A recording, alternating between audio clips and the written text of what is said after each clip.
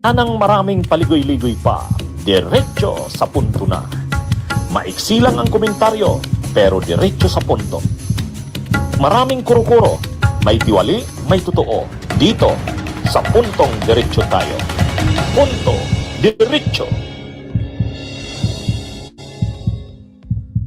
May nakikita akong magiging pagbabago sa impeachment hearing sa April 14. Saan ko binibase ito? Sa interview kay Congresswoman Beatrix Listro.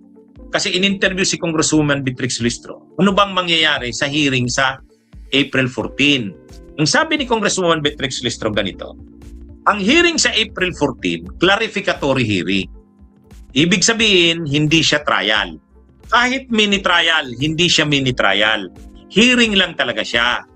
Let me start by saying that what will happen, Pinky, on 14, 22, and 29 will be merely clarificatory hearing. So kasama dyan yung identification ng affidavit plus answering to clarificatory questions whenever ambiguities in the testimonies are identified by the justice members, no? With respect to your question, kung makakakita ba kami ng maraming follow-up questions like probing questions, we will try to limit that or we will limit that because indeed, this is not a trial.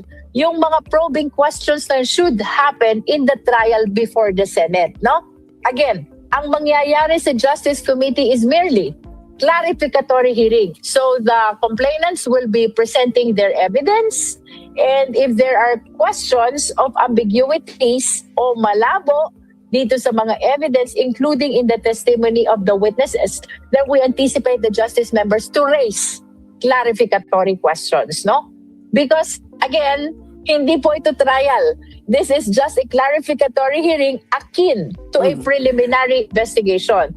And let us remember that the mandate that is given to the Justice Committee is to determine the existence of probable cause. Opo. And I honestly believe na somehow kailangang mag-raise ng clarificatory questions. We need to listen to the testimonies of the witnesses. We need to examine the evidence. Why? Because for us to be able to determine probable cause, we need to have some basis. Kung walang hearing proper, kung walang clarification to the testimony of the witnesses, if we will not examine documents, if we will not raise clarificatory questions, and sabi ko nga, how else are we going to determine probable cause, no? But definitely, Pinky, this will be merely clarificatory as to distinguish the same from the trial which will happen to the Senate. Ang hearing na ito ay clarificatory hearing lang. Ibig sabihin, ipipresent yung mga ebidensya at mga testigo. Ipipresent yun. Pero hindi dito bibigyan ng pagkakataon ang mga testigo na isabi nila ang lahat ng nalalaman nila. Hindi. Iko-correct ko lang po yung ganong impression. Halimbawa, isasalang si Madriaga, ipipresent ba ni Madriaga ang lahat ng nalalaman niya? Isasalang ba siya para pakwentuhin ng napaka-detalyado? Hindi. Sasabihin lang ano yung laman ng kanyang sinumpaang salaysay at maiksi lang, ano ba yung sinasabi niya doon sa sinumpaang salaysay niya? Ganun lang. Tapos kung may tanong ang mga kongresista na members ng Justice Committee, halimbawa magtatanong si Rufus Rodriguez, clarificatory questions. Hindi ito direct, hindi ito cross-examination. Tapos ipipresent lang yung mga ebidensya, hindi na rin pag-uusapan ng detalyado ang mga ebidensya. Kaya sa totoo lang, yung sinasabi natin na detalyadong ipipresent ang mga ebidensya at testigo doon sa hearing sa April 14, sa tingin ko hindi. Based sa paliwanag ni Congresswoman Beatrix Listro, hindi. Clarificatory hearing lang. Kahit yung susunod na araw, ano bang sunod na araw? April 14 ito, 22 yata ang sunod. Post 29, hindi pa rin. Ano lang, parang pasada lang ng mga testigo, pasada lang ng mga ebidensya. Hindi siya magiging full-blown trial. Kaya yung mga testigo, hindi rin sila magsasalaysay ng detalyado ng nalalaman nila. Hindi. Bakit? Bakit ganun ang mangyayari? Ay kasi nga, di ba? Ito kasing itong sinabi ni Adolfo Ascona, nag-advise na si Adolfo Ascona, huwag niyong gawin ang hearing na masyadong detalyado na parang lalabas na yan na trial. Kasi, pag ginawa niyong ganyan, para na kayo niyang Senado. So sa tingin ko, susundin ng Kamara yung ganong advice ni Adolfo Ascona. Ang sabi ni Adolfo Ascona kasi ganito, tama naman yung magsubpina. Wala namang problema doon sa pagsubpina. Kasi may power talagang magsubpina. Wala ring problema na mag-hearing. Pero yung hearing, wag niyong gawing trial. Ibig sabihin, hindi talaga magiging detalyado yung mga testimonya ng mga testigo. Hindi rin ididetalye ng napakadetalyado ang mga ebidensya. Pe-present lang kung ano yung ebidensya. Anong summary ng ebidensya na yan? Itong testigo na to, ano ang summary ng testimonya niya? Ganoon lang.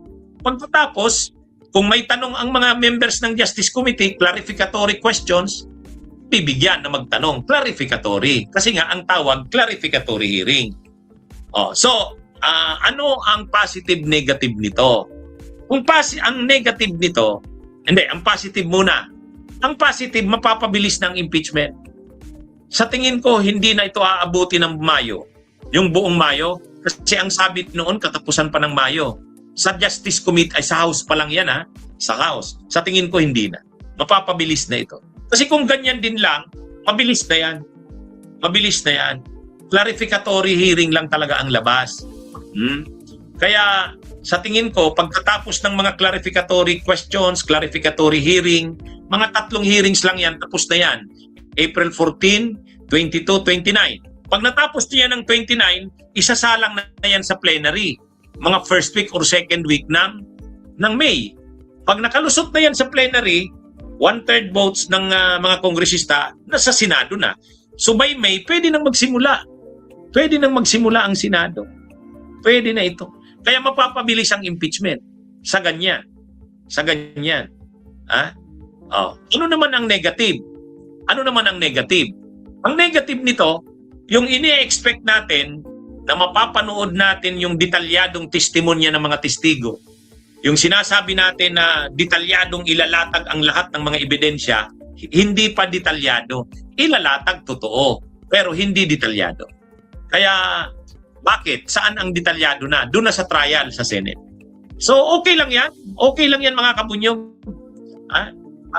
Bagamat hindi pa yan napakadetalyado, halimbawa, yung testimonya ni Madriaga, hindi pa yan masyadong magiging detalyado. Hindi pa yan. Parang summary lang ng testimonya ni Madriaga. Pero, pag nakalusot na ito sa Kamara, makarating na sa Senado, doon na ang detalyado. Mga kabunyog, doon na ang detalyado sa Senado. Okay lang yan. Okay lang yan. Ang importante, ma-impeach na si Sara. Sa totoo lang, malalaman din natin ang napakadetalyadong mga ginawa ni Sara sa Senado. Doon na yung trial proper. Pero dito sa Kamara, malalaman na rin natin yung mga ebidensya, testigo, malalaman na rin natin. Kaya lang, hindi magkakaroon ng yung malaliman talagang pag-discuss ng mga ebidensya at mga testigo kasi hindi nga siya trial. Clarificatory hearing lang. Okay? Yan yung nakikita kong pagbabago sa impeachment hearing. Based sa naging paglilinaw ni Congresswoman Beatrix Listro. Ang sabi nga, tatapusin daw yung mga sinubpina. Yung mga sinubpina daw, tatapusin sa April 14. O imagine niyo ilang sinubpina yon.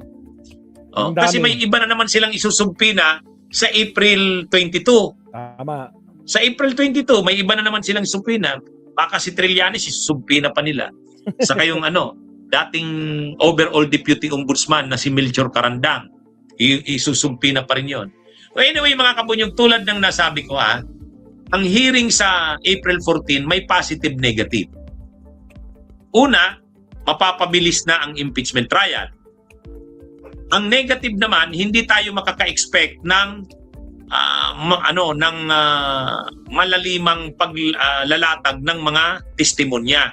Halimbawa si Madriaga, isasalang siya pero hindi magkakaroon ng comprehensive o detalyadong paglalahad ng kanyang testimonya.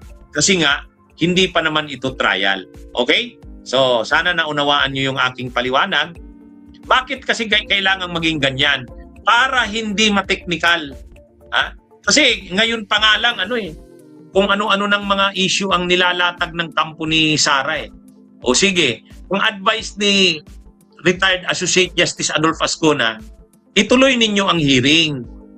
Ha? Kasi tama na, okay naman talaga yan na may hearing. Yung mga subpina, okay din yan kasi kapangyarihan yan ng Kamara. Pero wag nyo lang gawin na trial na. Kasi sa Senado na yan. Okay, para wag masabing trial na, clarificatory hearing lang talaga ang gagawin.